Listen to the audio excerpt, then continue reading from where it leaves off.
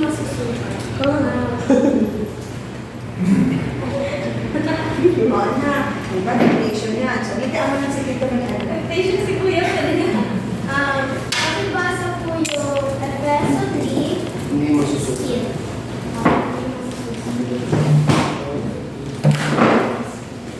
Lalim ba? Efeso 3:16. Idinadalangin ko sa pamamagitan ng Kanyang Espiritu ay palakasin niya ang inyong buhay spiritual ayon sa Kanyang kayamanan at kanakita. Sinasabi ko dito sa panalangin ng Apostol Pablo sa kanyang panalangin. Pwede niyo pong bigyan sila ng Sige na, hindi na patandaan kami, anak. yung ano po, Ernest. Huwag na, yan na. Ayun na lang tayo.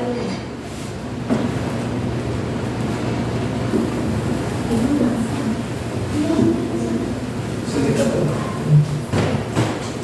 Sige, salita ka ba? Sinasabi po dito sa panalangin ni Apostol Pablo sa kanyang panalangin na bigyang lakas at gabay tayo din po pag nananalangin, lagi po natin hinihingi ang lakas at gabay sa Panginoon. 17 po. Nasaan? Kahit Naway ko ng bibig po sa inyong mga puso at pamamagitan ng inyong kanahan. Dalangin ko na ang pag-ibig ang maging ugat at pundasyon sa lahat ng inyong ugat. Dalangin din po na mas lumalim tayo sa Kanya at mas maging focus sa Kanya at mas mapalawak pa ang faith natin sa Kanya. Din po sa panalangin ni Apostol Pablo na maging pundasyon o sentro natin si Lord sa lahat ng ating gagawin. 18. Upang Panginoon, sa busang luwa, kasama ng hinirang Diyos, kung gaano kalawak ang haba, kataas, at kalalim ng ganito. Sinasabi po dito, mas mauunawaan pa natin ang pag-ibig ng Diyos sa atin sa pamamagitan ng pag-unawa sa salita niya at sa mga pagpapahayag ng mga hinirang ng Diyos o yung mga pastor po. 19 to 20. 19.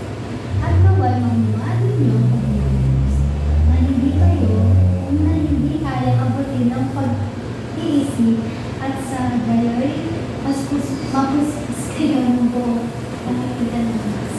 Katamian! Ano kasi yung buhok mo nakakaano sa matay.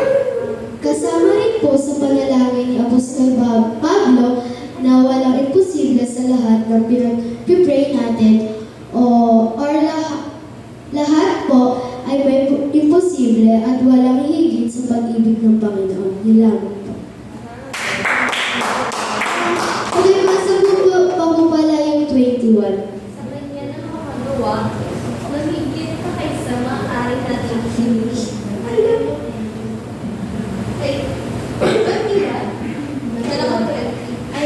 Sa kanya nawa ang kaluwalhatian sa pamamagitan ng Iglesia at ni Kristo sa lahat ng saringlahin na kailan. Yun lang po. Maraming salamat po sa pakikinig.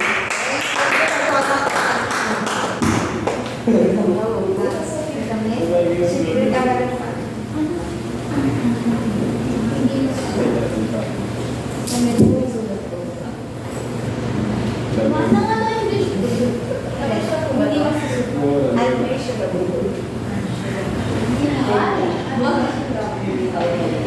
Or endless. Walang hanggan. Mas okay na stressless.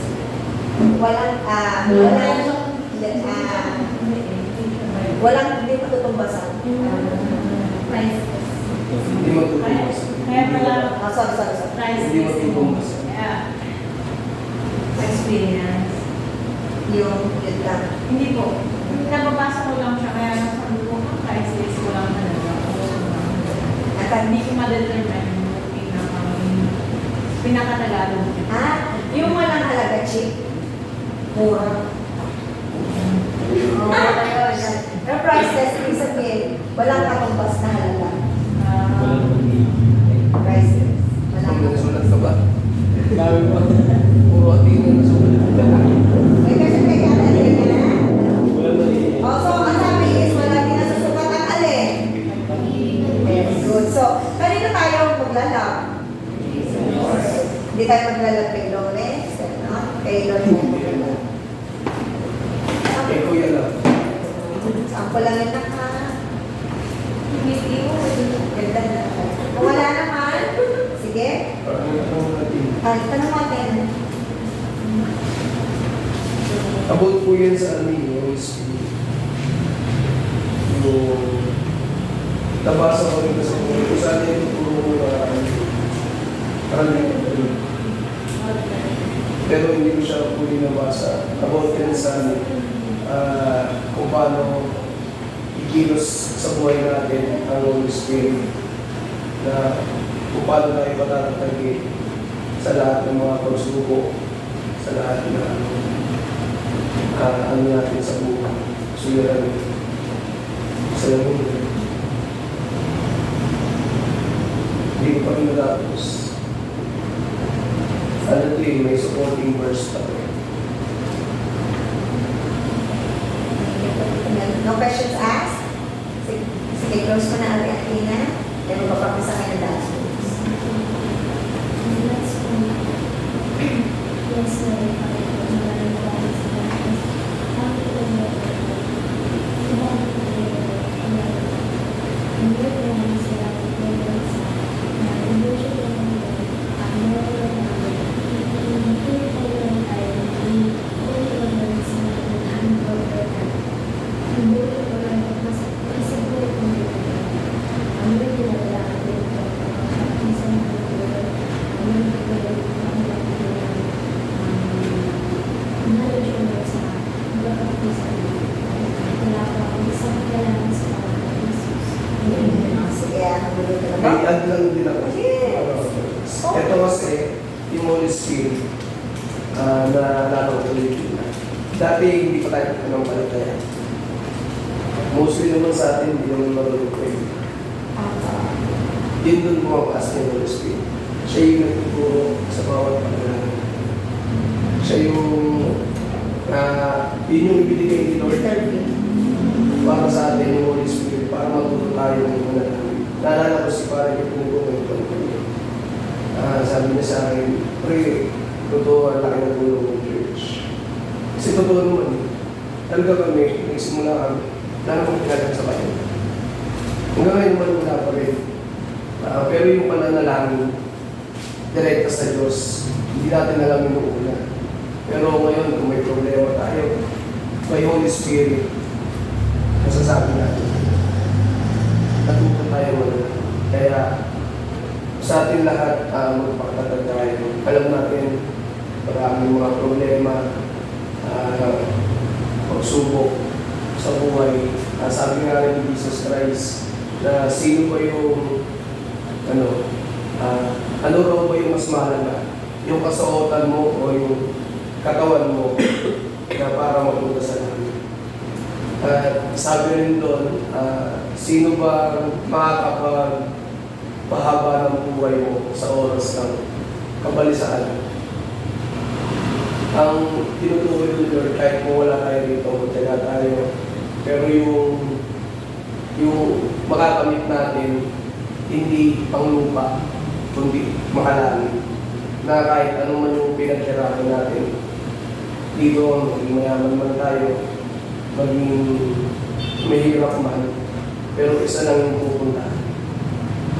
Doon pa rin sa kanya. Kaya huwag tayong susuko sa mga trials. At saka isa pa, napag-usapan nga namin about kay Job. Yung righteous man si Job, kaya siya sinubo ng ibig ng Satan. Kasi tayo, si Job walang ginawang matiyan. Tayo yung sinasabi nila na sinusubok tayo ni Lord. Hindi tayo sinusubok ni Lord. Tayo ang nagkakaroon ng problema sa sarili natin bilang Kaya kung meron man nangyayari sa buhay natin na nagkamali tayo ang may gawa. Hindi gawa ni Lord. Si Job walang mali na ginawa pero gustong makita ng Diyos sa buhay. Gustong makita ni Satan kay Job kung talagang nananalig siya ng gusto kay sa Diyos Ama. Kaya ang sabi nga nun, di ba? Sige, gawin mo na lahat gusto mo naman. Kasi alam niya, righteous si Job. Ayun. Hindi tayo sinusubok na Lord. Mabuti si Lord. Pag may narinig, kasi siguro wala na sila sa kaalaman. Tayo lahat tayo ay still work in progress. So, sinusubok lang ako ni Lord, kaya alam ko malalagpas ako. Hindi. Sinusubok lang ng Panginoon yung taong righteous. Kasi alam niya, hindi tataliwas. Hindi aalis. Alam kasi ni Lord kung anong kinahinginan na kung ako hindi righteous, bakit pa ako susubukan ng Panginoon? Kasi alam ni Lord na pag sinubok niya ako, mapupunta ako sa kasalanan. So, mga righteous lang na sinusubok ni Lord. Kaya, yung word na, sinusubukan na naman ni Lord, malalagpas ako rin. No. Mabuti ang Panginoon. Susubukan ka lang kung righteous ka. Wala pa namang righteous tayo dito. So, tayo, kung bakit tayo may pagsubok sa tingin natin, it's because sa consequences ng mali natin desisyon at hindi natin pag-sunod. So, kagagawag natin. Hindi dahil binigay yung Lord. Naiintindihan po natin. Parang exam lang yan. Like, example, sa sakit, like dialysis. Palagay mo, binigay ko sa ito yun. Kasi, nandun sa kinakain natin. Pero kung balansin natin yung kinakain mo, hindi ka mag-dialysis. Like sa diabetes, ganun din. Basta kung balansin, hindi si Lord ang nagbibigay ng mga sakit na ramdam. Mabuti si Lord, tandaan natin mabuti ang Panginoon at hindi niya tayo gusto mapakama o malungkot. Kahit simpleng lagnat, si Lord yan. Kasi ikaw may pinagawa niyan. Tandaan natin si Lord talaga sa lula. Paulan ka. Yun ang mga kamtan natin. Ang gagawin ni Lord ay magkakasit si Ate April. Yan, bibigyan ko ng bereng papa para mag-bigay. Si Lord ang laging taga-salo. Ganong first, nag-share ng memory verse kanina na si Lord ang taga-salo. Isa yung ata yung verse na yun. Ay, isa yun. Yung verse mo pala. Ano yung verse mo kanina? Yung sa 26.1. Sige. Yung taga-salo. Alam ko taga-salo yung binangay word siya nila. Ready sa refuge. Yes, God is our refuge. So siya yung lagi taga-salo. Kung magkakamali ng decision si Christina at mapapahamak siya, iiwas siya ni Lord. Kaya alam mo na gagawin mo. Huwag ka na magkuya. Ano na. Kasi sooner or later, sinasabi ko ito, sooner or later, ikaw din ang mahihirapan. Ba't yung tagal mo pa? Ano yung nabanggit natin? Nagdabaritin at pumayat sa Kuya mo. Kaya yung mga So, makapyaw lang to, so alam niyo na. So, ibig sabihin niyan, kung bakit namin nabanggit to, stop. Okay. Yan. Nais pa namin kayo makasama habang buhay dito. Baka bigla na lang ano yung tinanong ko kagabay, Ate April? Yung sabi, Oo, yung pride. So, nagsiserve daw siya dito sa apat na sulok ng church, pero pag sa labas, hindi niya ma-apply. So, parang damit lang yan. Nandito tayo sa loob ng church, binihisan tayo ng Lord na mag-aalang damit, kasama natin sa Lord sa apat na sulok. Paglabas mo, wala na si Jesus sa katawan mo. So, ano ka na? Nakahubad. So, gusto niyo bang nakahubad tayo? Okay, so, bitbitin natin yung aral na nakukuha natin sa loob ng simbahan ito. Bitbitin natin sa loob ng bahay, sa loob ng CR, kung saan man, bitbitin natin ang damit na yun. Alright? Sige po. Salamat, mga malingan ako. Makabuto pa kayo pag-apply ng license. Sige po. Salamat po.